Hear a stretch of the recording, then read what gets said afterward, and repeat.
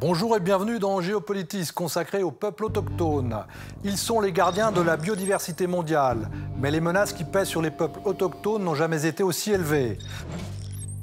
L'Australie s'apprête à voter pour reconnaître les aborigènes dans sa constitution, ce qui leur permettrait de participer à l'élaboration des lois qui les concernent. La planète entière s'est émue de l'incroyable survie pendant 40 jours de 4 enfants de l'ethnie Witoto en pleine jungle amazonienne grâce à leur connaissance de la nature. Il y a quelques bonnes nouvelles sur le front des terres autochtones. Par exemple, la déforestation a reculé de 31% au Brésil depuis le retour de Lula au pouvoir en janvier.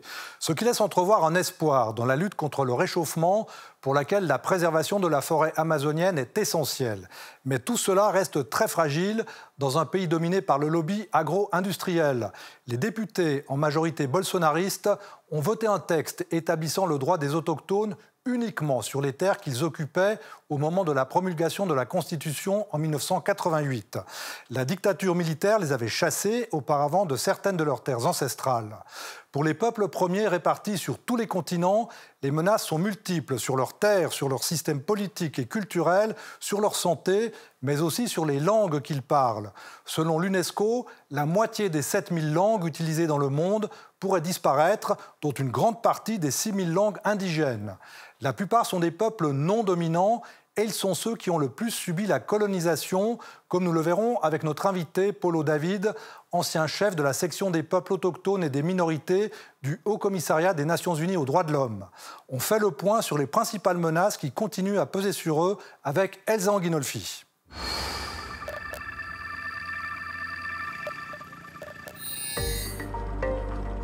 Des enfants du peuple Yanomami évacués en urgence.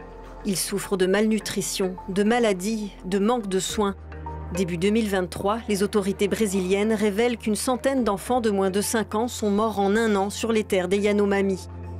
L'état d'urgence sanitaire est décrété alors que la région est minée par des exploitations illégales d'or qui polluent les cours d'eau, privant les Yanomami de l'un de leurs principaux moyens de subsistance, la pêche.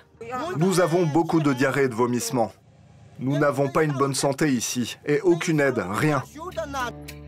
Une enquête pour génocide a été ouverte. Le nouveau président Lula attaque son prédécesseur Jair Bolsonaro et promet de mettre fin à l'orpaillage illégal. Je suis venu ici pour dire que nous allons traiter nos communautés autochtones comme des êtres humains, responsables d'une partie de ce que nous sommes. Au niveau mondial, les terres des peuples autochtones concentrent 80% de la biodiversité restante. Des territoires souvent riches en ressources et convoités.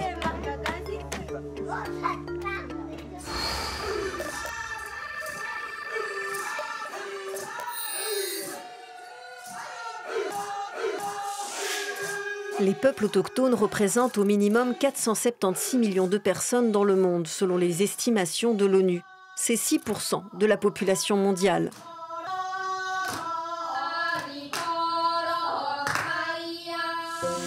La majorité vit dans la zone Asie-Pacifique, où ils représentent 7% de la population de la région. Mais c'est dans la zone Amérique latine et Caraïbes qu'ils forment la part la plus importante de la population, 8,5%.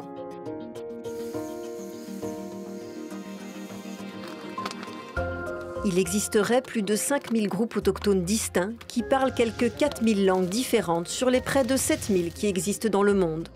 Beaucoup sont menacés.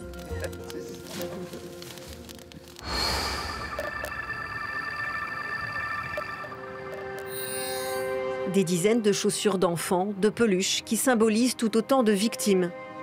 En 2021, les restes de centaines d'enfants sont découverts à proximité d'anciens pensionnats pour autochtones au Canada. Cette découverte met en lumière la façon dont nous étions traités. Beaucoup d'enfants d'ici sont morts. Pendant des années, des dizaines de milliers d'enfants amérindiens, inuits ou métis ont été pris de force à leur famille pour être envoyés dans des pensionnats tenus en majorité par des religieux catholiques. Des abus de toutes sortes y étaient fréquents. Ça a été un programme, la mise en place d'un programme d'assimilation carrément là. C'est un génocide. Ce qu'on a vécu, on appelle ça un génocide aussi. Quand tu détruis sa langue, la culture, sa spiritualité à quelqu'un, puis tu la remplaces par d'autres valeurs. La partie où ça a été le plus dur, je pense, c'est les abus. Moi-même, j'ai vécu des abus. Physiques, sexuels, toutes. Selon le travail d'enquête de la commission Vérité et Réconciliation rendu public en 2015, 6 000 enfants seraient morts dans ces institutions, dont la dernière a fermé en 1996.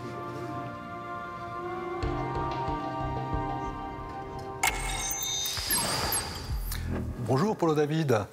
Vous êtes l'ancien chef de la section des peuples autochtones et des minorités du Haut-Commissariat des Nations Unies aux droits de l'homme. Je précise que vous êtes depuis peu à la retraite. Alors l'exemple canadien qu'on vient de voir est très intéressant. Il montre cette volonté de réparation. Et le Canada était aussi le premier pays à rendre contraignante la Déclaration des droits des peuples autochtones. On a l'impression quand même que tout cela arrive bien tard. Exactement. D'un côté, ce sont des développements très, très nécessaires et très attendus. Et d'un autre côté, il est quand même dramatique de réaliser combien de décennies il a fallu attendre pour cette reconnaissance, alors que la voix des peuples autochtones était déjà là et parlait de ces crimes qui ont existé dans le passé. Des crimes qui sont qualifiés de génocide, hein. Est-ce que le terme est approprié ? Alors, c'est probablement pas à moi de décider, ce serait plutôt un tribunal international. Mais ce qui est très intéressant de constater, c'est que pour la première fois, 2 gouvernements ont reconnu des crimes de génocide contre des peuples autochtones. Donc, c'est le gouvernement du Premier ministre Trudeau en 2021, qui a reconnu de sa perspective qu'il y a eu génocide contre les peuples autochtones. Et c'est le gouvernement allemand qui a aussi reconnu récemment les meurtres et crimes commis en Namibie, ce qui était la Namibie au début du XXe siècle contre des peuples autochtones. Donc ça va permettre peut-être au droit international d'avancer, de continuer à se développer, et aux tribunaux de statuer sur génocide ou pas. Mais de toute façon, ce qui s'est passé au Canada et dans d'autres pays sont certainement des crimes contre l'humanité et probablement des génocides, mais aux tribunaux de décider. Alors, le péché originel de tout cela, finalement, c'est quoi ? C'est la colonisation ? Ça remonte à cette histoire-là ? Effectivement, c'est l'histoire de la domination de l'homme sur l'homme à travers la colonisation, très souvent, dans différents continents, où les nouveaux arrivants ont décidé de prendre les territoires des peuples autochtones et aussi de créer une situation de répression terrible et d'éliminer leur culture, d'éliminer leur mode de vie, d'éliminer leur langue. Enfin, de les laisser mourir quasiment sans leur propre environnement culturel et social. Et de les faire vivre finalement dans une situation de citoyens de seconde zone. Ils sont 6% de la population humaine, mais 45% des très pauvres, des populations extrêmement pauvres. Oui, alors c'est vraiment délaissé pour compte, ça c'est sûr, victime de discrimination institutionnelle et légale même souvent. Donc c'est vraiment des peuples qui n'ont pas compté. C'est des peuples qu'il fallait éliminer d'une manière ou d'une autre, qui étaient perçus comme des gêneurs pour les nouveaux arrivants. Donc effectivement, ce sont des peuples qui ont été dominés outrageusement et qui ont des souffrances générationnelles qui existent encore aujourd'hui et qu'il faut reconnaître. Alors, une des luttes les plus importantes, on le voit, c'est la lutte pour les terres, de récupérer les terres indigènes. Évidemment, tout ça est dans le contexte du réchauffement climatique pour l'environnement. Et le Brésil est un exemple, évidemment, très, très, très important. On voit, évidemment, la complexité. Avec l'arrivée de Lula, ça s'est un peu amélioré. Mais la pression du lobby agricole, la pression du groupe Petrobras sont telles que, finalement, il y a peu de choses qui se passent. Oui, c'est vraiment David contre Goliath. C'est vraiment très difficile pour les défenseurs des droits humains et des droits des peuples autochtones de trouver des manières de protéger mieux les peuples autochtones en Amazonie et dans d'autres régions du monde. Cependant, évidemment, il y a des régions où la protection se fait mieux, mais il y a des gros soucis en Amazonie. Comme vous l'avez dit, les pressions des lobbies industriels sont immenses concernant l'agriculture et les mines. Donc, c'est vraiment très, très difficile de trouver une manière de s'assurer de leur protection. Même un gouvernement, disons, un peu plus progressiste comme celui de Lula a beaucoup de difficultés à le faire. Et en particulier sur le plan légal, hein, on voit qu'il y a cette bataille autour de ce qu'ils appellent le cadre temporel, c'est-à-dire d'attribuer les terres indigènes à partir de la Constitution de 88. Et tout ce qui était finalement indigène avant n'est pas pris en compte. Oui, c'est une situation catastrophique parce que des droits acquis doivent rester acquis. On ne peut pas avoir une régression en matière de droits. C'est un principe des droits de l'homme. Et de retirer la reconnaissance de terres à certaines populations autochtones dans le contexte de l'Amazonie, c'est vraiment terrible. Il y a une autre menace, hein, qui est beaucoup plus insidieuse qu'on voit moins, c'est la menace sur les langues. Plus de la moitié des langues parlées dans le monde sont menacées, parmi elles un très grand nombre de langues indigènes. C'est vraiment presque aussi grave que la menace sur la biodiversité? Oui, absolument. La langue détermine l'identité et l'identité permet de survivre. Donc si on ne reconnaît pas une langue, si on empêche une langue de continuer à se développer ou qu'on l'interdise carrément, comme c'est encore le cas dans certains pays, le résultat est une mort lente des populations autochtones. On ne peut pas imposer des langues extérieures aux populations autochtones. Et évidemment, comme vous l'avez dit, il y a une diversité qui est une richesse et une manière de penser qui est reflétée par l'utilisation d'une langue propre. Et ça fait partie de la définition large des peuples autochtones, c'est qu'elles ont leur propre langue. Et évidemment, il faut les protéger. Alors, l'ONU vient de déclarer une décennie sur les langues, la protection des langues autochtones. Donc, on espère vraiment que les États et les Nations Unies et les peuples autochtones réussiront à préserver nombreuses de ces langues, même celles qui sont parlées par des populations assez petites, finalement. Alors, parmi ces États qui font un certain nombre de choses, l'Australie a pris effectivement conscience de tout ce qu'elle avait fait subir aux aborigènes. Elle s'apprête à reconnaître leurs droits dans la Constitution. Enfin, ça doit être encore voté par un référendum. On se retrouve juste après ce sujet des Anguinolfi.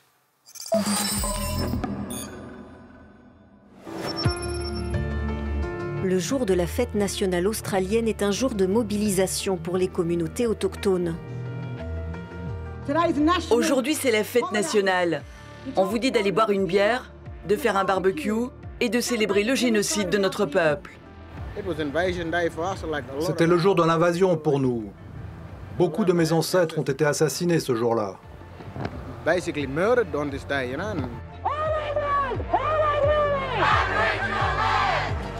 Les Australiens doivent se prononcer prochainement lors d'un référendum. Ils doivent voter sur l'inscription dans la Constitution de la reconnaissance des communautés autochtones et de la création d'un conseil consultatif auprès du gouvernement et du Parlement pour faire entendre leur voix sur les décisions qui les concernent. Une proposition qui divise le pays. C'est une demande modeste. Je dis à l'Australie de ne pas rater cette occasion. Ne la ratez pas. Ne la ratez pas. En Norvège, le peuple sami se mobilise pour la préservation de sa culture, comme ces militants qui ont bloqué l'entrée du ministère de l'Énergie avec le soutien de Greta Thunberg. Ils protestent contre 2 grands parcs éoliens construits sur leurs terres traditionnelles. Ils ferment les terres d'origine des Samis de Fosen. Ils ne peuvent plus accéder aux terrains où leurs reines se nourrissent. Donc nous fermons l'entrée de leur lieu de travail. En 2021, la Cour suprême norvégienne a invalidé les permis d'exploitation de ces parcs éoliens. Les populations autochtones réclament désormais leur démantèlement. C'était un endroit préservé.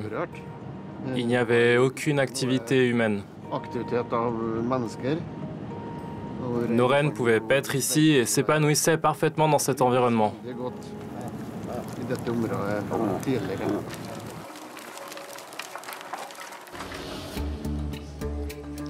Au Brésil aussi, certains peuples s'organisent pour protéger leurs terres face aux pêcheurs illégaux, braconniers ou trafiquants de drogue.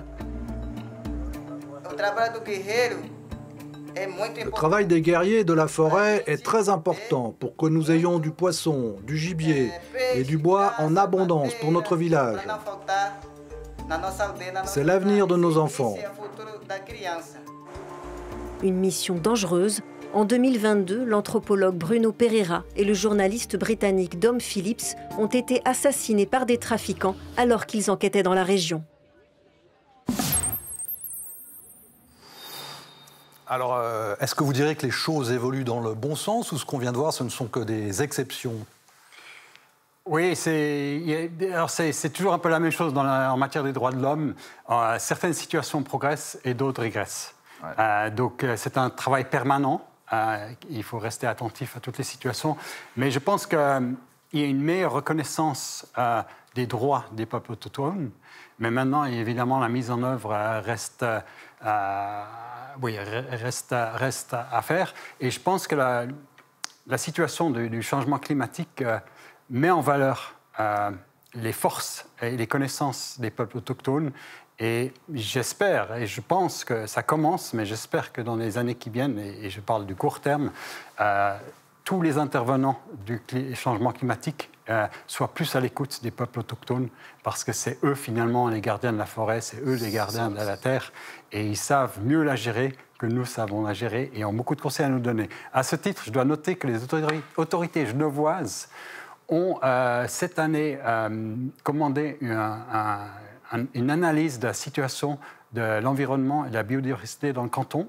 Elles ont demandé l'expertise de 8 leaders autochtones de Colombie pour qu'ils partagent leurs connaissances avec les autorités genevoises. Et je pense que ça, c'est un rééquilibrage des connaissances. C'est une reconnaissance, évidemment, des forces des peuples autochtones, mais c'est aussi un rapport équilibré et plus un rapport de dominé à dominant.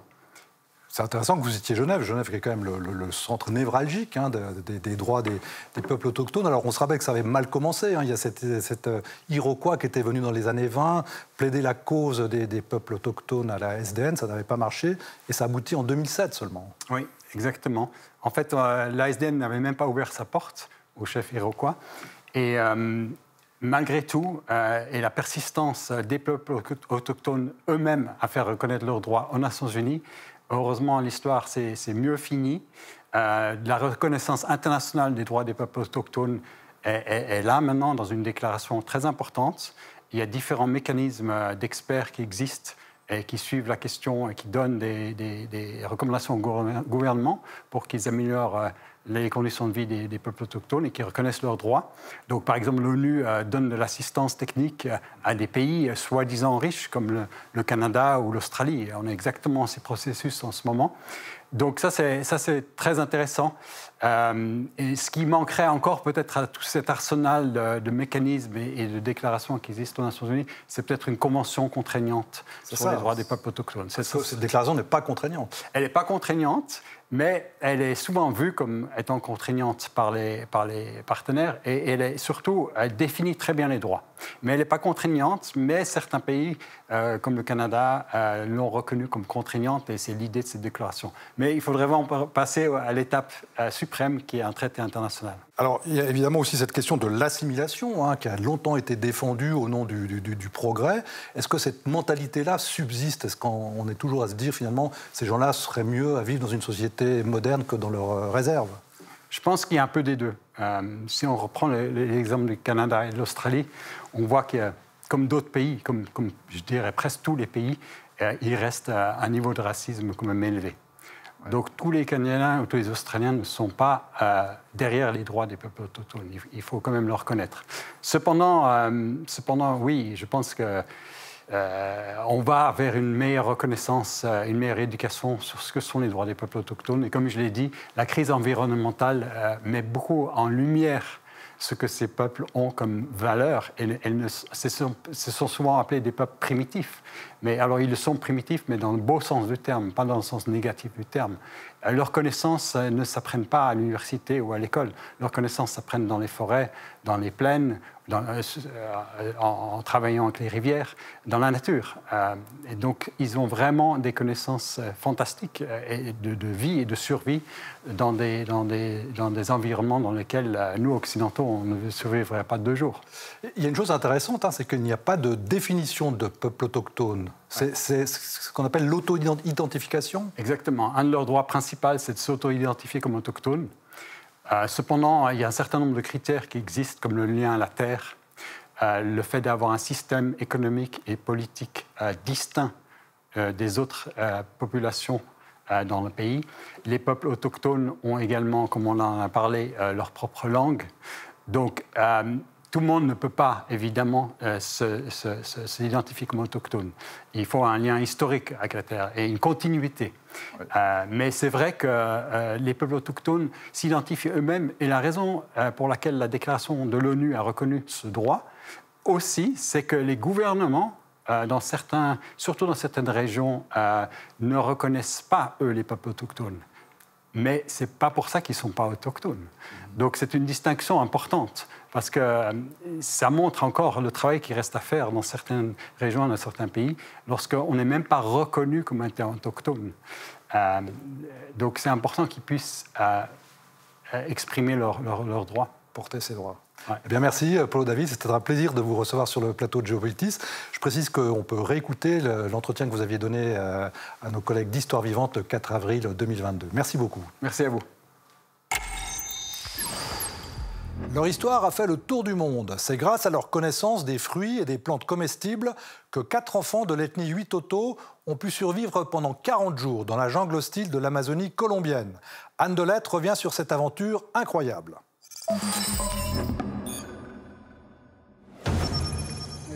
Ce sont les toutes premières images des enfants miraculés retrouvés par l'armée colombienne. Hagards, mais vivants. Ils ont entre 13 ans et 11 mois, des enfants du peuple Huitoto. Un sauveteur fredonne une chanson et serre dans ses bras le plus petit. Leurs tout premiers mots seront « Maman est morte ». J'ai faim. Ils viennent de passer 40 jours dans l'immensité de la jungle amazonienne. Leur vie a basculé avec le crash, le 1er mai, de ce petit avion. Tous les adultes sont morts, y compris leur mère. De jour comme de nuit, militaires et volontaires indigènes se mettent à leur recherche.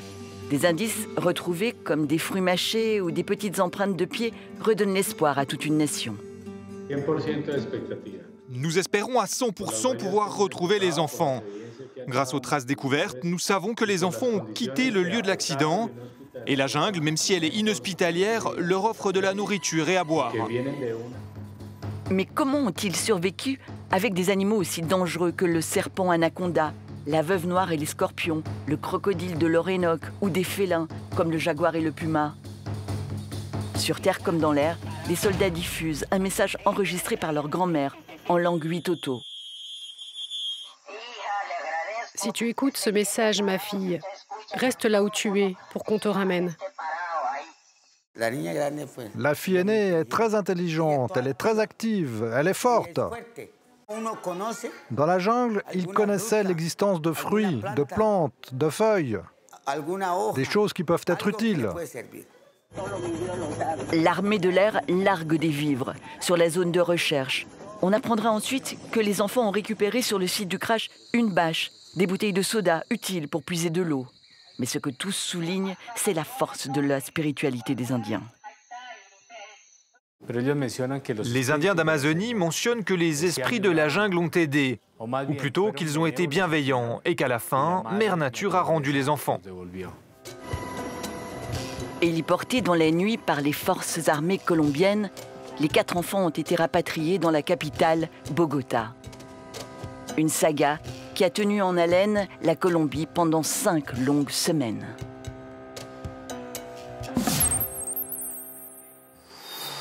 Il incarne à lui tout seul la lutte des peuples autochtones. Le chef de la tribu Kayapo du Brésil, Raoni, véritable star planétaire depuis sa tournée avec Sting, qu'il avait amené en Suisse en 1989.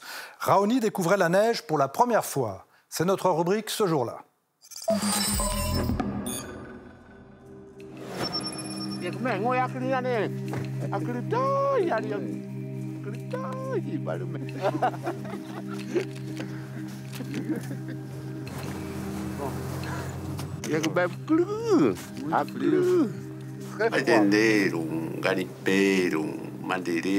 problème, ce sont les fermiers, les bûcherons, les prospecteurs qui envahissent cette terre.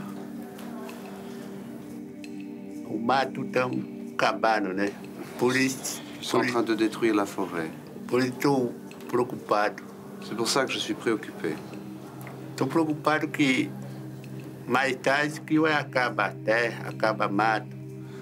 J'ai peur que plus tard, il n'y ait plus de forêt, il n'y ait plus de terre. Vivre avec les Indiens, ça change votre perception sur ce qu'est la civilisation. Avant, j'aurais dit que la civilisation, c'est les ordinateurs ou la télévision, la stéréo, de voler jusqu'à la Lune. Aujourd'hui, je pense que la civilisation, c'est vivre avec l'environnement sans le détruire. S'il fallait un autre porte-voix que Raoni ou Sting à la lutte des peuples autochtones pour leurs droits, il y aurait bien évidemment Martin Scorsese. Killers of the Flower Moon, son dernier film avec ses acteurs fétiches, Robert De Niro et Leonardo DiCaprio, est un manifeste pour la reconnaissance des crimes subis par les peuples premiers d'Amérique du Nord. Un film qui raconte la découverte de puits de pétrole dans les territoires des Osages, en Oklahoma, et la façon dont ceux-ci se faisaient exécuter ou empoisonner par des Blancs véreux et sans foi ni loi. C'est De Niro, au sommet de son art, qui incarne le personnage le plus abject, se faisant passer pour un ami des Osages afin de les spolier. Au nom de toute l'équipe de Géopolitis, je vous remercie de continuer à nous être fidèles. Vous pouvez nous suivre sur la RTS, chez notre partenaire TV5 Monde et sur notre chaîne YouTube. Portez-vous bien.